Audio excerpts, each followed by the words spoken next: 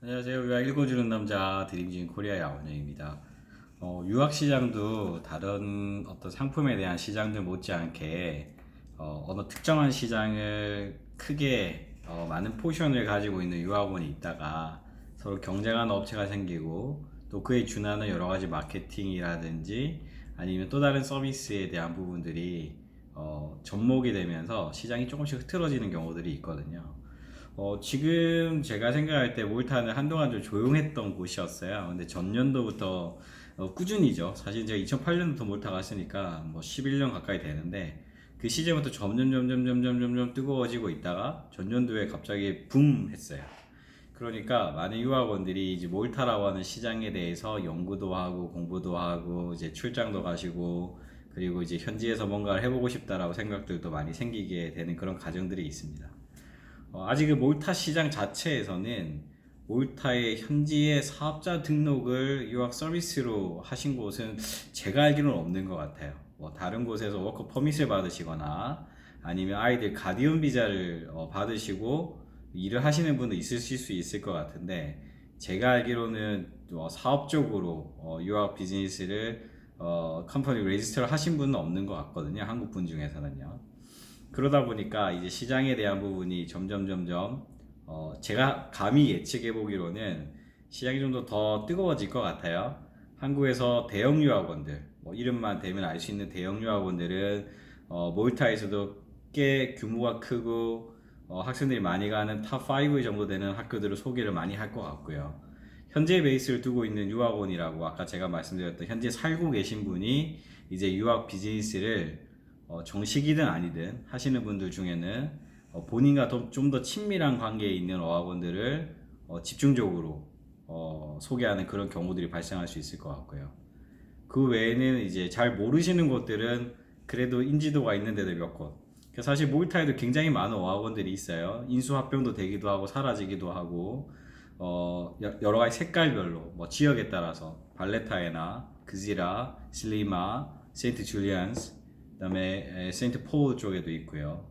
그 외 다른 지역에도 이렇게 알게 모르게 있는 학교들이 있거든요. 단순한 랭귀지 이제 프로그램에서 이제는 조기유학 프로그램으로도 많이 왔어요.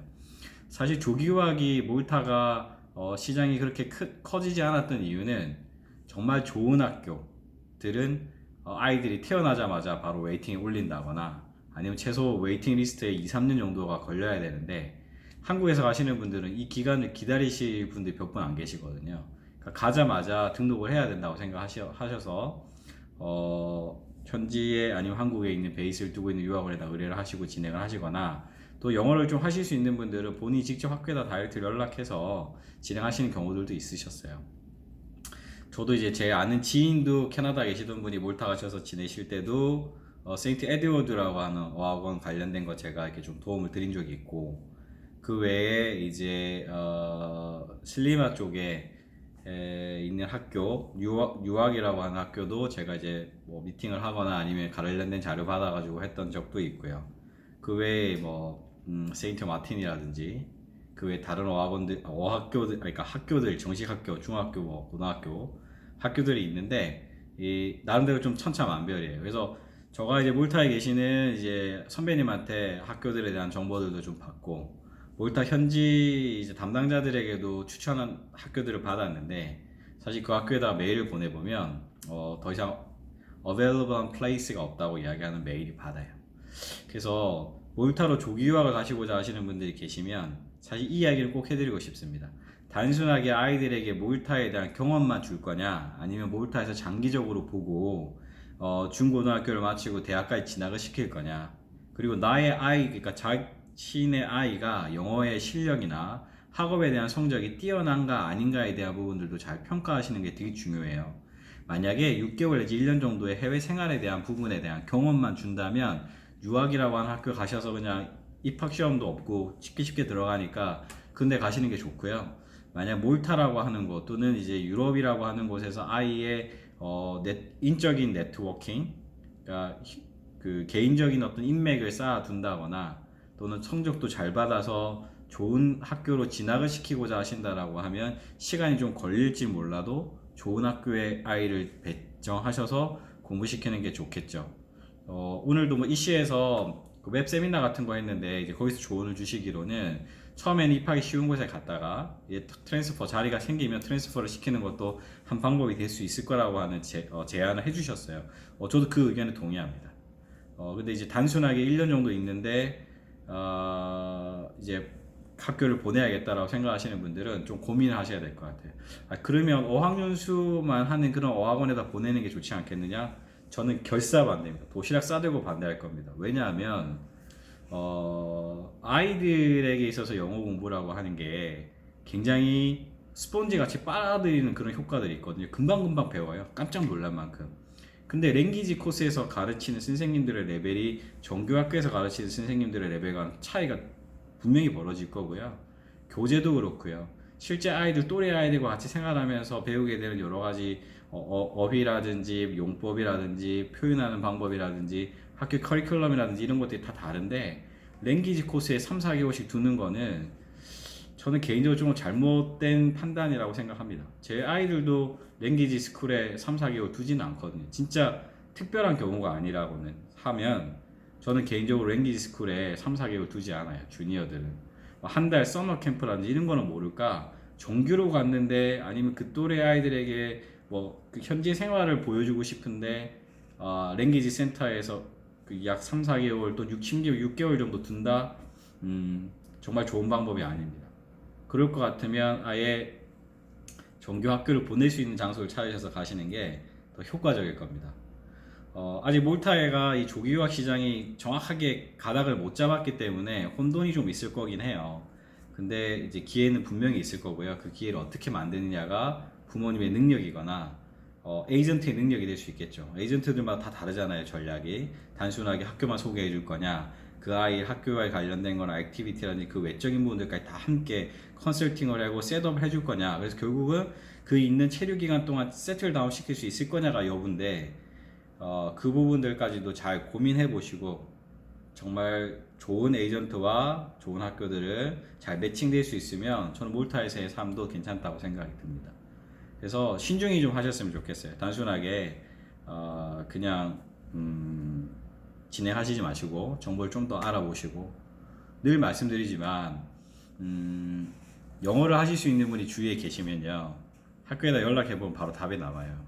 입학할 수 있는지 없는지 여부에 대한 부분인데 어떻게 세틀다운 할 수 있을지 여부들이 사실 심지어 구글에서만 잘 치시면 키워드 쳐가지고 검색해보면 에이전트가 주는 어떤 정보들보다도 훨씬 다양한 정보와 어프로치 할 수 있는 방법들이 다 나오고 왜냐하면 많은 사람들이 그곳에 가서 생활하면서 자기가 느꼈던 것들을 정보를 계속 업데이트 시키고 있기 때문에 무한한 정보의 양이 있는데 그걸 어떻게 나에게 맞는 걸로 솔팅 시켜서 찾아낼 것인가가 이슈일 뿐이지 자료가 없어서 못하는 건 아니기 때문이라고 생각합니다. 그래서 오늘 몰타 EC에 이제 세미나 들으면서 이런저런 생각을 하면서 현지의 에이전트들에 대한 방향성도 좀 달라질 것 같고 또 한국에 있는 에이전트들도 어떤 방향으로 움직일 것인가에 대한 것들도 좀 궁금해지고 특히나 조기 유학 시장이 현지에서 제가 그 세미나에서 이야기 듣기로는 약 20가정 이상이 조기 유학에 대한 부분으로 계시다라고 하는데 특정 학교로 다 몰려 있는 건지 아니면 좀 나눠져 있는 건지 이런 것들에 대해서 좀 궁금하기도 하고요. 제가 이제 건강에 대한 부분이 조금 회복되었기 때문에 내년 1월이나 2월 정도에는 제가 출장을 좀 들어갈 수 있을 것 같아요. 몰타에 들어가면 저 나름대로 한번 또 조사를 한번 해보겠습니다. 여기 있는 동안에도 몰타 현지 컨택들한테 연락을 해서 향후에 2020년도에 몰타의 시장이 어떻게 움직일 것인가에 대한 부분들도 조금 공부해 볼 수 있도록 노력하겠습니다. 정보를 얻게 되면 쉐어링 해드릴게요. 몰타 관심 있는 분들은 꾸준히 하시고요. 지난번 영상에서 보여드린 것처럼 ESE 같은 경우는 항공권 제공하는 프로모션 나와 있고요. 그리고 그 나머지 다른 어학원들도 4주, 8주, 12주, 24주의 형태로 패키지로 기숙사와 어학연수가 묶여져 있는 프로그램들 나와 있기 때문에 그런 프로그램도 하시고요.